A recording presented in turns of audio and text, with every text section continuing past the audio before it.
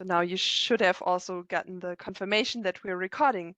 Yeah, and with this, I'd like to start. Welcome to our ORKG webinar. This is the fourth webinar we are giving on the topic of the Open Research Knowledge Graph. And I'm going to start sharing my screen. And I hope that you can all see my slides now. What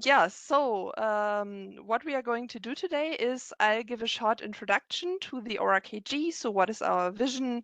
What are we doing? And why is it important to have machine actionable research knowledge?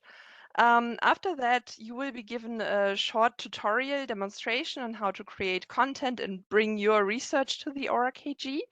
And after that, we will show you a completely novel approach to machine actionable scientific knowledge by design. So we have some interesting topics on the table for today. So let's get started with the introduction. And I'm just going to start a bit slow here, so not directly into research, but rather with something that we are all familiar with, which is the effects of digitalization in everyday life. So let's, for example, take the topic of navigation. If we want to reach TIB Hanover for maybe our next webinar or our next seminar there, and we would have wanted to do this 50 years ago, we would have all to buy a map and memorize the roads and where they lead. We had to find TIB Hanover here on that map. And then plan our way.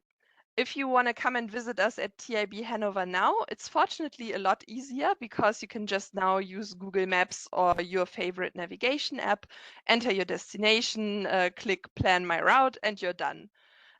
So by switching away from the digital medium, so here the printed out map, from the analog medium towards the digital medium, so here to the navigation app, we gain some really interesting additional features. For example, the automatic route planning, the option to zoom in and look for other interesting places around, to get additional information, for example, about the opening hours of our TIB main building or something.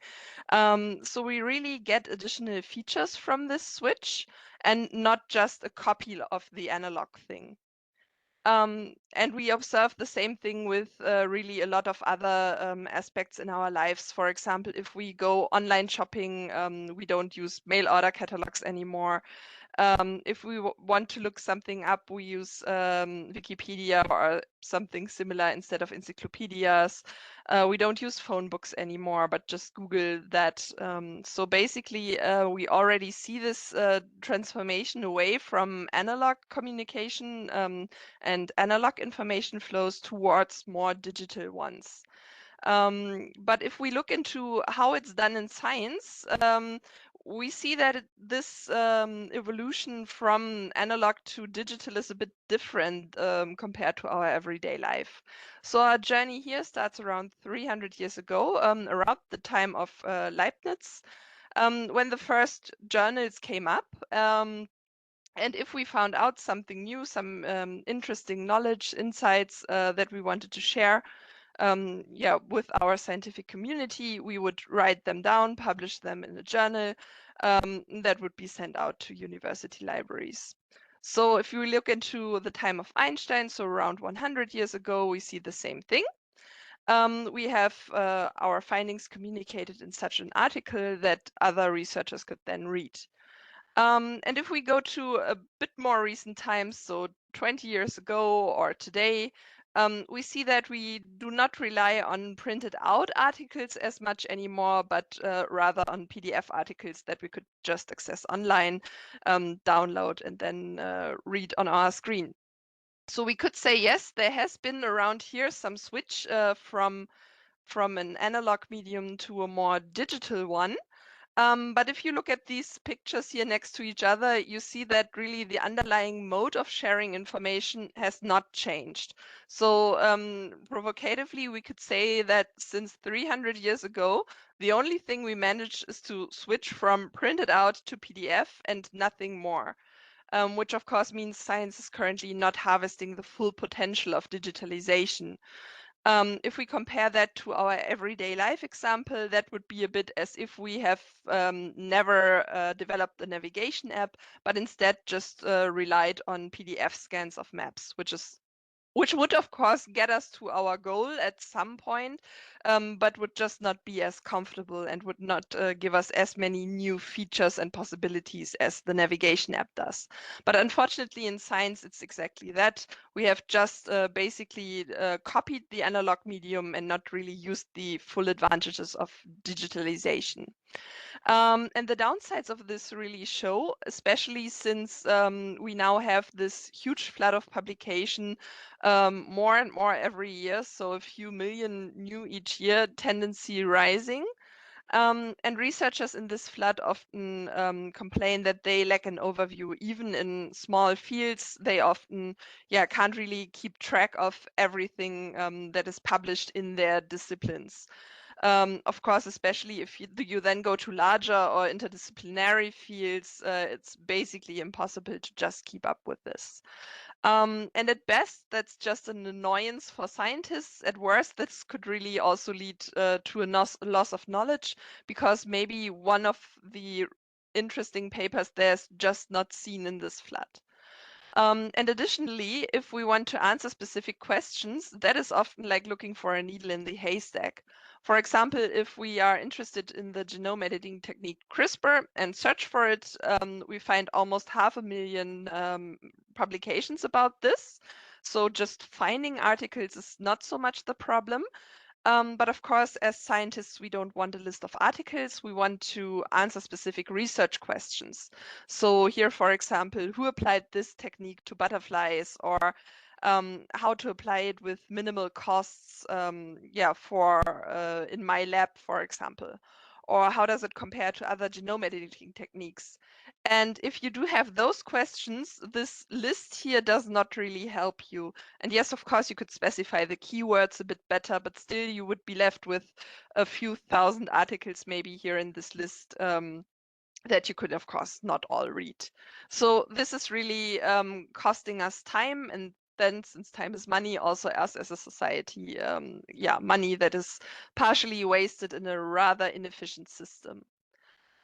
So this also then contributes to other challenges we see, for example, the deficiency of peer review. Because of course reviewers also lack this overview, of maybe everything they would need as a background knowledge to judge a submission properly. Then there's no way to build good and reliable, accurate machine assistance based on these PDF articles. Yes, including with the newest developments in LLMs, it's still not completely reliable or a good basis for machine assistance. And several other issues that this document-centered information flow contributes to. Yeah, and with all these problems, we thought that it's really time to build a new system here, and time to rethink scholarly communication, and not just by somehow building better PDFs, but by completely setting up a new platform here. So a bit, along the lines of this quote here, the light bulb was not invented by improving the candle. We just want to build something new and digitalize the actual knowledge that's inside publications, and not just the documents, and make metadata more connected, but really treat the knowledge inside papers as data that we can make findable, accessible, interoperable, and reusable. That's exactly what we want to do with the Open Research Knowledge Graph, or in short, also ORKG. And as the name already suggests, it's a knowledge graph. Which is a concept that we already encounter quite a lot, often without knowing, in industry or in our everyday lives. So for example, if we ask a question to Alexa, there's a knowledge graph in the background then providing us with the information. Netflix is using a knowledge graph. Basically everywhere where there are huge amounts of information that need to be managed, there's a knowledge graph working in the background to provide us with the answer. And our idea is, why not use this power for science, or especially here for open science as well? And that's exactly what we want to do. So I mentioned a few examples now, but I didn't really say what is such a knowledge graph and why is this cool. And to understand this, we need to look a bit in how information is represented. As I already told you, currently it's in this human readable texts. And there's a lot of information already in there. For example, the metadata here on top of this article, the research problem, the methods, materials, results, and so on. And for me as a human, I can just extract this information just by reading. But unfortunately, for a machine, that is not that easy to just read an article. So we now switch away from this text-based information towards this information here in a graph, where we really have different nodes here that are connected via these links. And so to say, those are really easy sentences consisting only of subject, predicate, and object. For example, for the metadata, such a graph could contain elements like this author is the author of this article. But if we really want to go into content, it could also be something like this article is addressing this research problem, or this article is using this data set. And then maybe there's another article also pointing to that data set, and we would already have a connection here. And the nice thing about this is that this could then really be understood and worked on by a machine. So this representation of knowledge is really machine actionable then. So, and the advantages of this is, of course, that we could build up a whole lot of new features that could help us in finding and linking relevant research contributions towards a specific problem. So we have a specific problem here, and then we can really get the knowledge from really different sources all integrated here and get an easy answer, and part of the process will be automated. Also, if we want to go to a system where we can just enter our natural language question, a bit like we can already with everyday questions that we ask to Google, a knowledge graph would be a good basis then to work on to provide the answer. So basically, if we switch towards this representation of knowledge, we can explore the scientific knowledge that we have in entirely new ways. Yeah. And an example for this, to not just stay completely theoretical of what we could do, but also show something that we can already do. For an example, I brought the basic reproduction number of COVID-19. If we were researchers 4 years ago, we would have probably been really, really interested in this specific number, and we would have probably read a lot of studies on that, and reading would have consumed quite a lot of our times. But now in the ORKG, this is fortunately quite a lot easier. Because in the ORKG, instead of reading all this pile of publications, we can just get this overview here in such a tabular form, where we then in the different columns have different papers on this topic that are compared here along the different rows, so along the different properties that are relevant to this research problem. So here for virology, of course, it would be interesting to see where has the study been conducted? So are there maybe some regional differences? At which time interval, which mathematical modeling method lies, is behind this study? But then also really, what is the actual result? What is the value that this study calculated for the basic reproduction number here? And so instead of reading everything about this, we can already get a quick overview here and see like, oh, okay, seems to be somewhat above 3, for example. And this is just one example of what you can do if you have such machine actionable research data. But of course, there are many, many more possibilities also. So our objectives with this is really to provide an overview over the state of the art for specific research problems, foster collaboration, because everything that's inside the ORKG can be reused, edited, collaboratively worked on. So it's really also about providing a platform then for collaboration. And we want to shift the focus really away from just the document and its bibliometric indices towards actual scientific content, actual scientific data. And with that, we want to make the knowledge and the research inside publications fair, so findable, accessible, interoperable, and reusable. And to say it a bit provocatively again, finally bring scholarly communication to the 21st century. So to connect a bit to this publication flood image, we want to be the lighthouse in this publication flood here. Yeah, and what can you do with the ORKG? I've already showed you an example here for this machine actionable table, an overview of the state of the art for the reproduction number. But I'm also going to quickly show you in the live system. So you can just, of course, describe papers here. It would look a bit like this, like you have this form with the relevant properties and then the values here. And you can reuse these papers however you want. So for your own software, for your own overview, your own literature review, basically wherever you want, you can use these papers. You can build up such a comparison from these papers. So these tables that I've also showed the example of before. And here you can already see what people have done with this data also. So since it's a numeric value, for example, they have visualized the data here in such a plot. Then you could also write your own scripts to further work with the data, for example, for your own simulations, or whatever you basically want to do with the data here.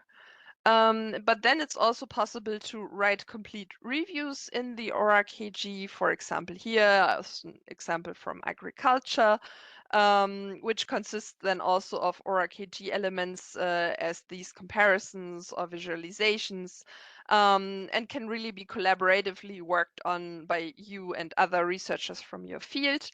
And also the nice thing about this is that they are really dynamic. So if there's something new added, for example, to this table, because maybe there's a new, there's a new article coming out on this, then it's also automatically updated in this review. So this really stays alive and up to date. Yeah, so these are just a few examples of what you can do with the ORKG. Our communities have used this so far for really different purposes.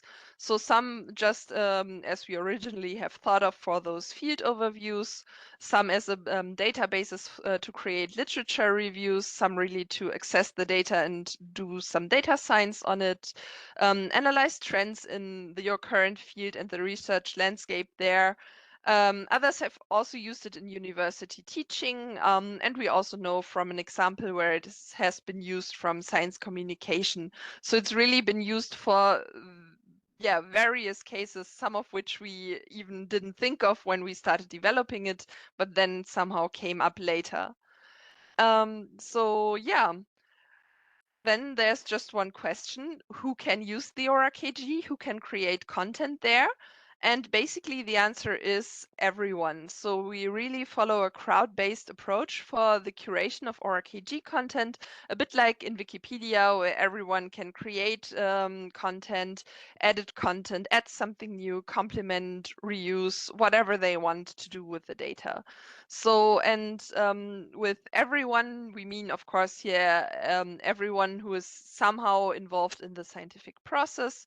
So, of course, the library community that could help with some data standards and data modeling, software developers who can contribute features to the ORKG, users maybe even from outside of science who just want to consume the knowledge inside there.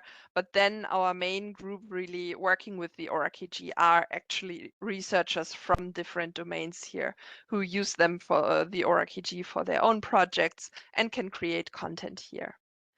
Yeah, and if you are by chance from one of these communities and want to be part of ORKG, have your own project that you want to realize, I have some good news because currently we have launched our fourth call for applications for our curation grants.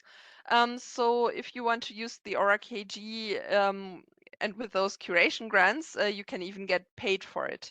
So if you're interested to create quite a lot of content from your field and give us some feedback on the ORKG, then consider applying for our curation grants. I will drop the link also in the chat.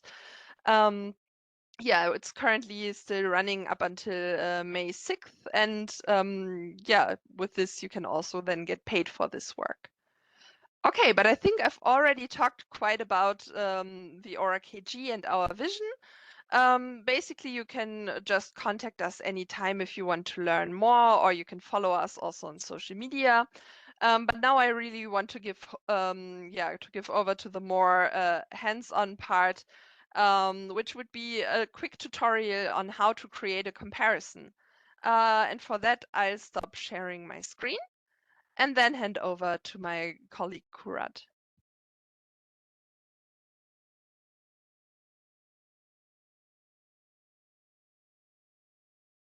So Kurat, you can start sharing anytime.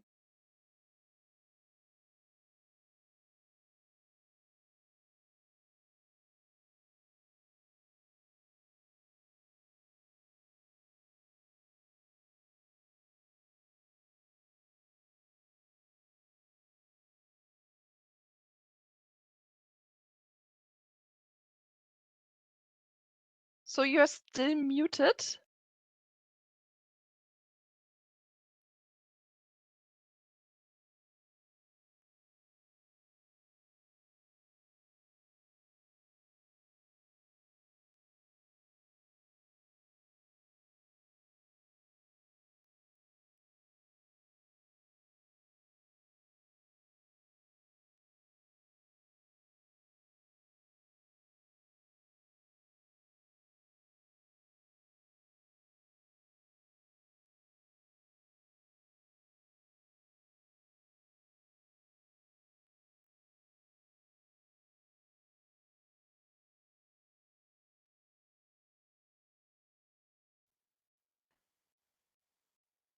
Okay, I still can't hear you. Maybe while Kurat fixes her audio setup, are there any questions already?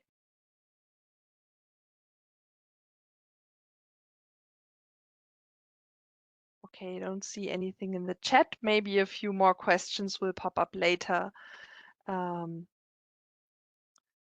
we can maybe just wait a bit for Kurat to fix the audio.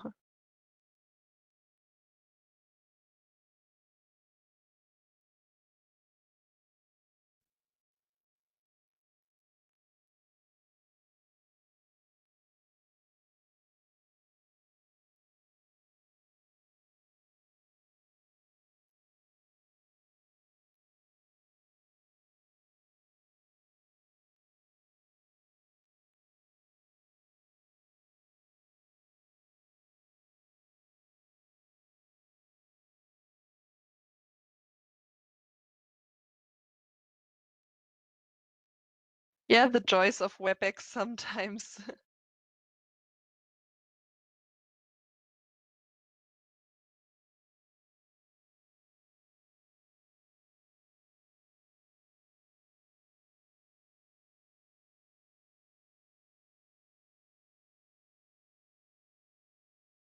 Okay, so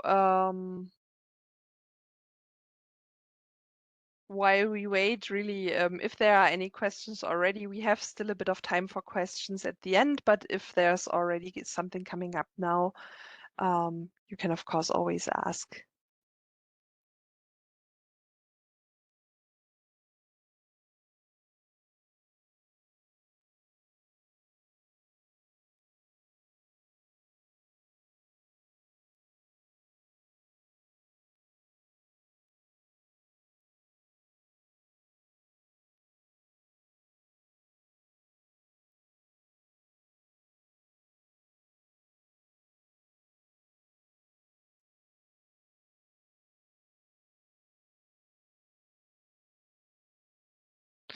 Okay, if we are still waiting a bit, I can maybe just share my screen again and show you some more features in the ORKG, because this part was still a bit, yeah, short, maybe in the interest of time.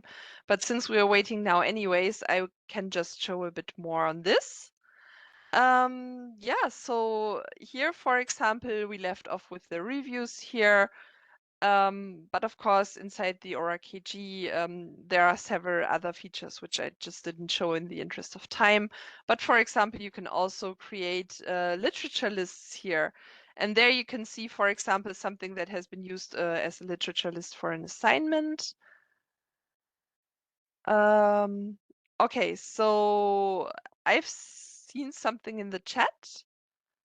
So Alat, you raised your hand. Yes, exactly. So in case Kurat won't be able to fix the microphone, it's also possible for me to take over. So yeah, you can decide what's the order, just to let you know.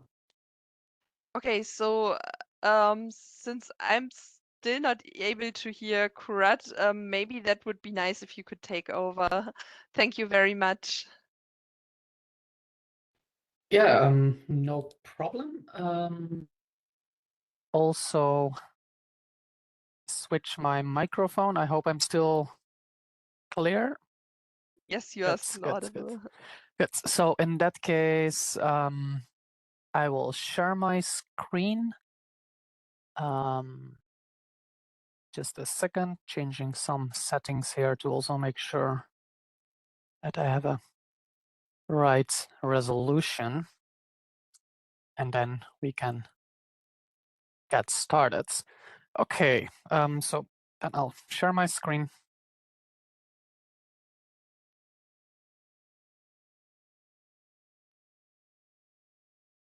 Great.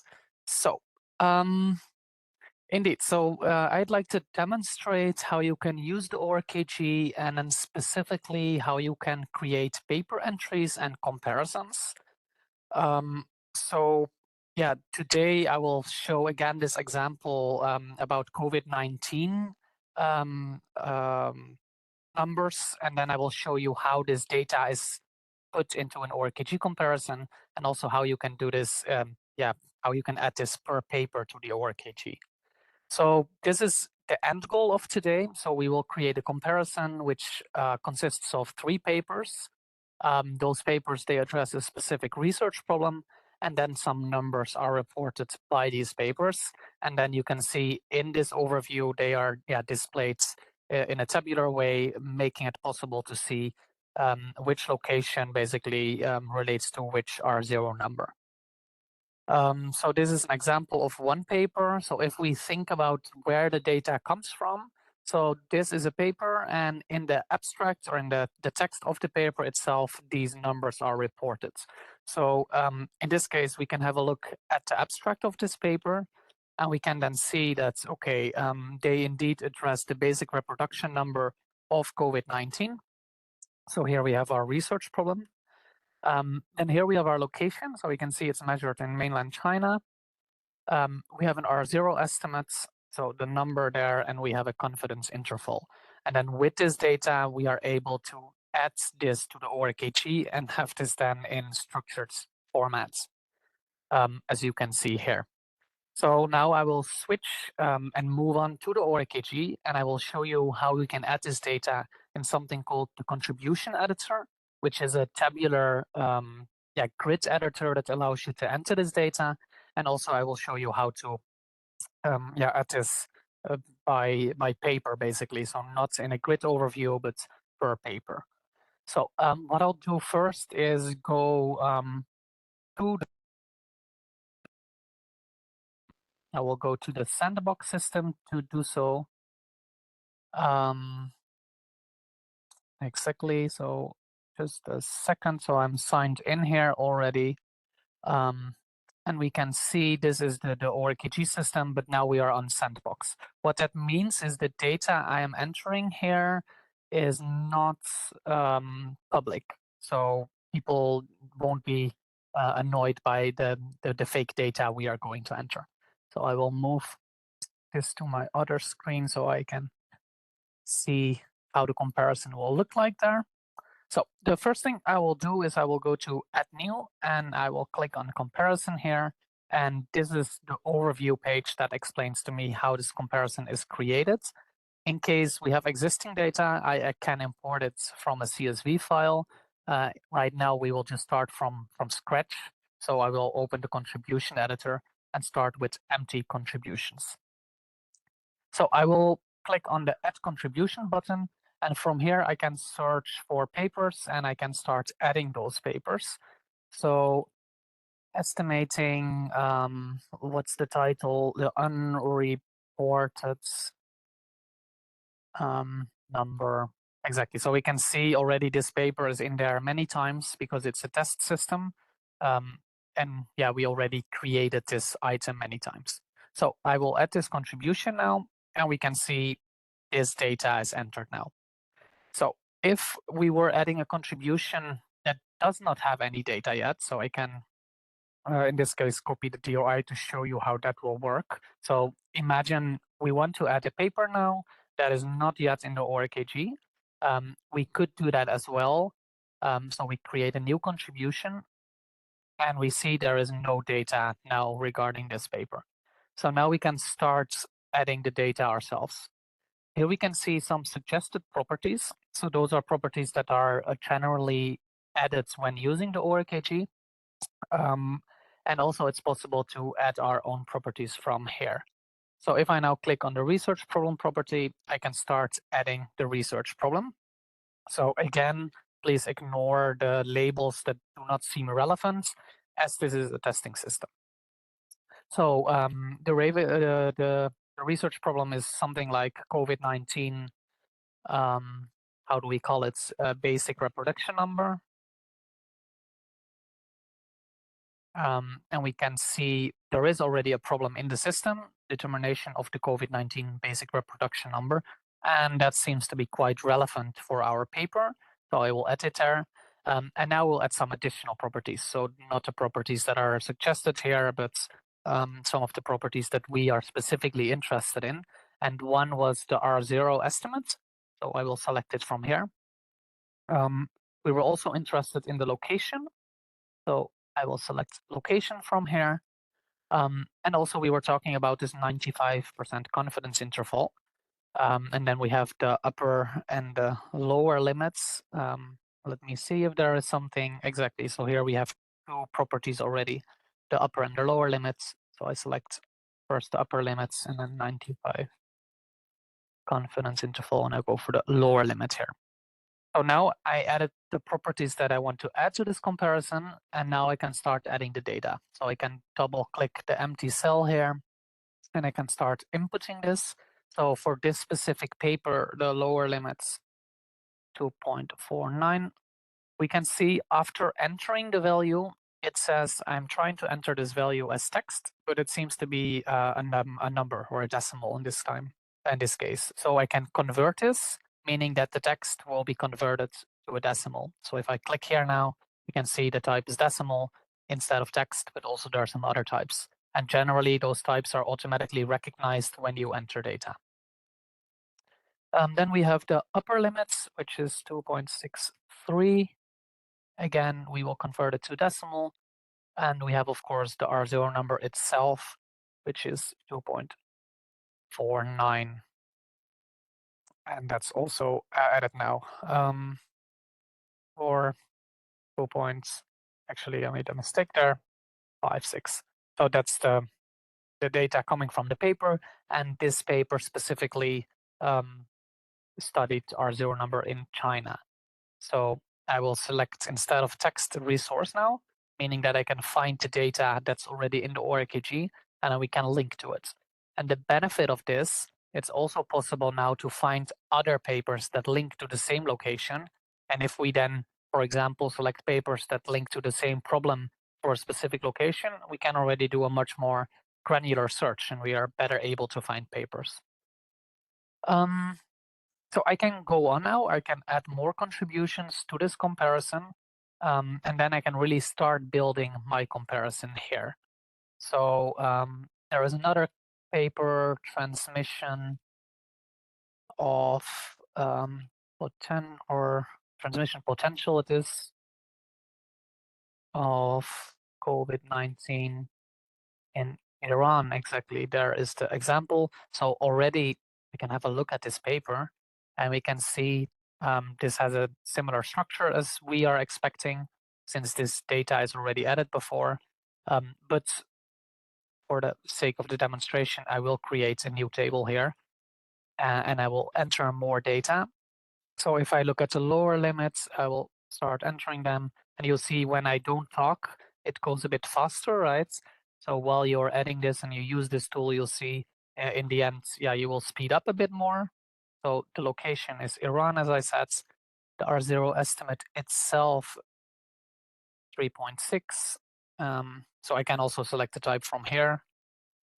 And then finally, the research problem is the same as the problem we have next to in this column. So basically, all the papers that are added to this comparison, they address the same research problem. So this is added here now. So while we are adding papers, after a certain point in time, we are probably satisfied and we want to say, okay, our comparison of research is done and we can click on view comparison. So right now, this grid editor is turned into something that's called the ORKG comparison. And from here, we can do some other modifications. So we can change the order of properties or we can decide to hide certain properties. In this case, the research problem description is displayed. As you can see, the textual description and a link to the Wikipedia entry of COVID-19. But we are not that interested. So we can just hide that data here. We just want to show the data that we entered ourselves. So once we are satisfied with our comparison, we can publish it. And if you click the publish button, you normally have a pop-up showing that gives you the ability to actually publish this comparison, meaning that the data becomes persistent and nobody else is able to change the data. So let me see if that will work. Exactly, so I can click the publish button here.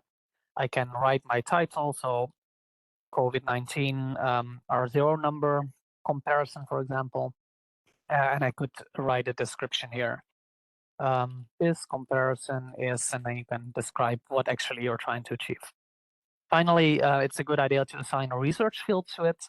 You can browse the ORKG research field taxonomy to do so, or I can search for specific fields. In this case, virology seems to be the most relevant one, so I select that one. Finally, an interesting thing to mention is that it's possible to assign a DOI to a comparison, and that makes the comparison suitable for use within a research article.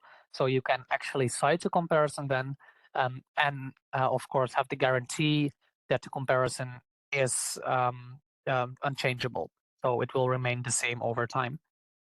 And we have to also add the creators, exactly. So in this case, I am the creator. So my user account, John Doe, and I'll publish the comparison.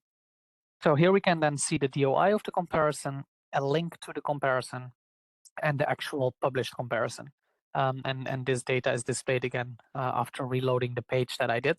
But in principle, the properties you hide are not displayed within the comparison normally. One more thing I'd like to demonstrate is something called visualizations, because you can see tables can provide a good overview of literature, but especially if you have a lot of numeric values, it could make sense to also use other types of visualizing data. And in this case, we can actually do this with comparison visualizations. So in this case, we can select the numbers. So we can select the columns that represent numbers, indicates they are actually numbers. And we can see if that's correct. So all cells are green now. So that's correctly selected as number, and we can then visualize the data. In this case, we can, for example, go to a line chart where we can compare them, or maybe a bar chart would be more suitable in this case. And also it's possible to then visualize the confidence interval as displayed here. So this should be then the R0 number, and then we can see the number with our confidence intervals. And then also for visualizations, they can be published. So this is an R0 estimate visualization of COVID-19. And again, I publish this. I have to enter a description as well. So right now I will just leave that like this. And we can see the visualization is then also displayed on top of the comparison and can then be viewed as well. So this is how you can add papers to a comparison. It's also possible to add individual papers to the ORKG, so they don't have to be necessarily part of a comparison. You can do that by going to the Add Paper page. And from here, really the only thing you have to do is enter a DOI if you have one. And this DOI will then be used to fetch data automatically. So I can maybe find an example there to show you how that looks like. So here I will enter this DOI. I will look up the data. We can see the title is fetched, the authors are fetched, and some additional publication-related data is fetched. The only thing that I still have to do myself then is enter the research field virology. I select this, and then I can add the paper here. So now the paper is added to the ORKG, but of course no data is added yet. But the data can be added in a similar fashion as you just saw in the contribution editor. So from here we can then describe our research problem and any other data we would like to add to this paper itself. So that's my very brief overview of how to use the ORKG, how you can create comparisons, how you can visualize data within comparisons, and also how you can enter individual paper entries in the ORKG. Thank you. Yeah, thank you. Thank you so much also for taking over that spontaneously. So yeah, with that, we are ready to go over to our last part of the webinar, which is our novel approach for machine actionable knowledge. And for that, I'll hand over to Markus. Yes, thank you very much, Annalena, and welcome also from my side, everyone. Exactly, so I will just move to my presentation. I think you should see my slides now. Okay, so yeah, so we have a little time. I would like to also still leave time for questions, so I will skim relatively quickly through this, maybe in 5 minutes or so. So I would like to present you a new approach we have for content production in the ORKG. So Allard just demonstrated quite a few of the modes for content production in ORKG. I'm highlighting this as well here. We just saw the contributed editor, and in the end, he also showed you how to use the add paper form. I mean, the pointer here. The add paper form in the end. We have also sentence annotator, survey importer, and also CSV direct imports. So these are all modes to sort of produce content in the ORKG. We also work on using automated extraction approaches as well, so NLP, large language model based. So these are a whole toolbox of approaches here. And the most basic form or mode is certainly what Allard just showed you, by entering one paper, and you get the metadata for automatically if you have a DOI, but then you are left with describing your research finding as contributions. And here it's quite challenging then to have to think, okay, how do you describe now in a structured form your research contributions? And this is largely manual here. There is a little bit of suggestion here from machine learning based extraction, but it's largely left to the user to do this manually. And certainly also curate the machine-based extractions, make sure that the quality is or the correctness of the data that is extracted.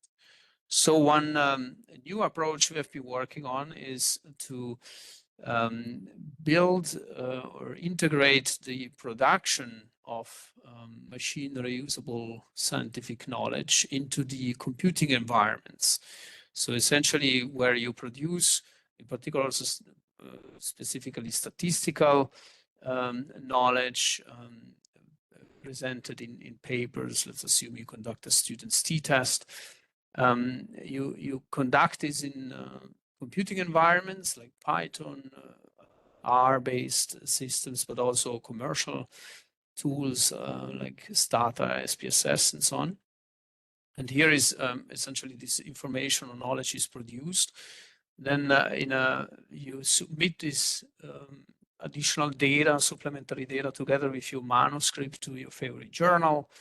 With this, that data enters the submission, review, publication workflow. And we have here a deposition of that data in some data repository. And in the end, we can interlink this data so that a system like a knowledge graph, Open Research Knowledge Graph in particular, can collect it by looking the data up by DOI. So I will just show you this briefly. So the production here, imagine you are in a Python environment and you use, for example, the famous iris data set about this, the flowers, irises, and you conduct a simple t-test to check whether there is a statistical significant difference in petal length between Setosa and Virginica species.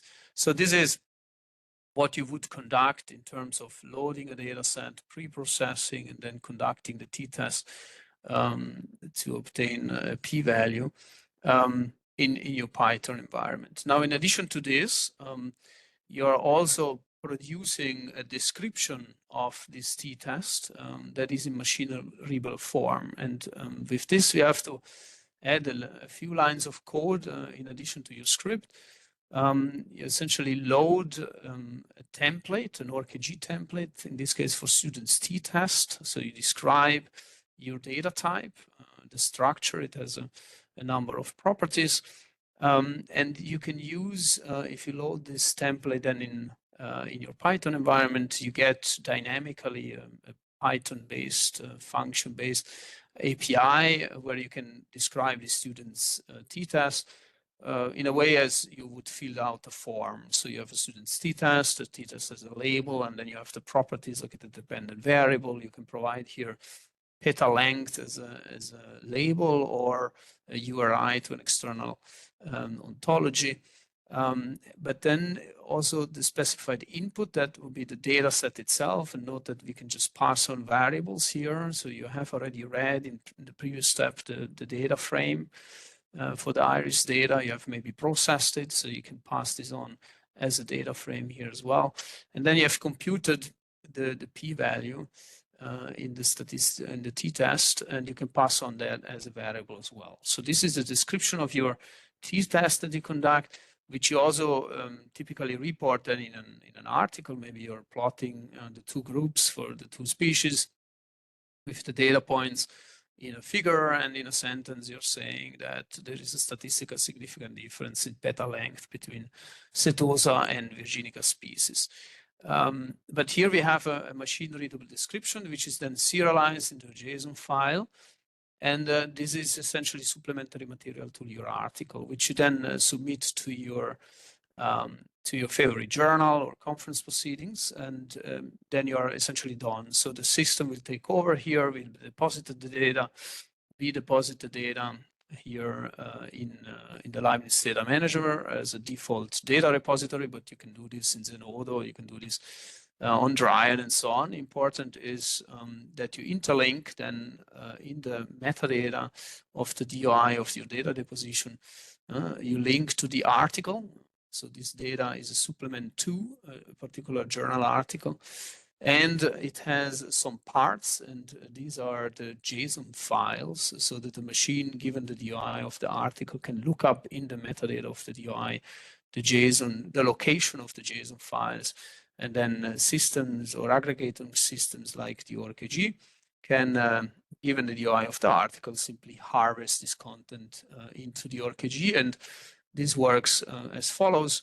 You have a little command here in Python as well, where you can do a DOI-based harvesting. You provide a DOI, you give the research field in ORKG, and the system then does the rest. And as you can see, you can get relatively rich descriptions. Here we have a paper with 6 research contributions with the figures, same figures as in the paper. We have here the output data set, which is really a rich data set,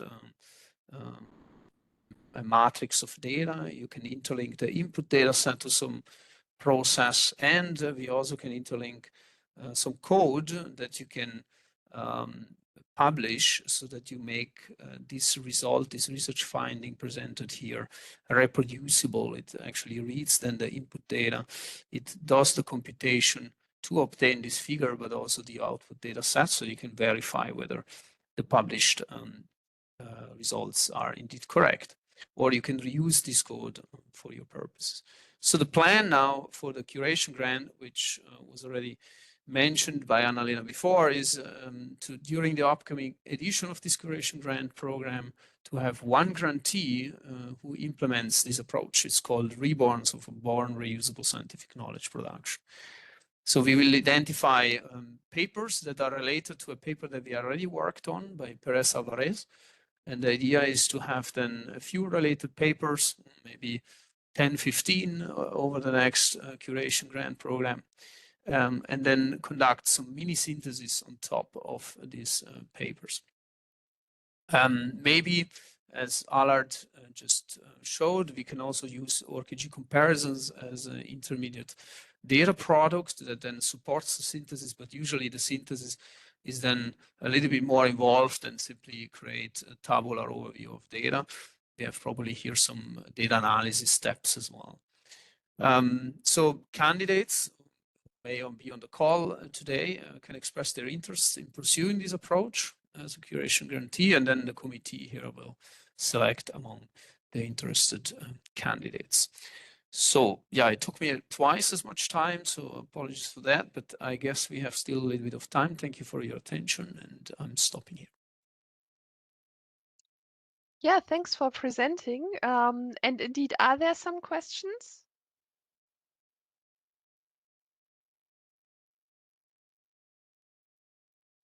You can, of course, also write them in the chat if you prefer that.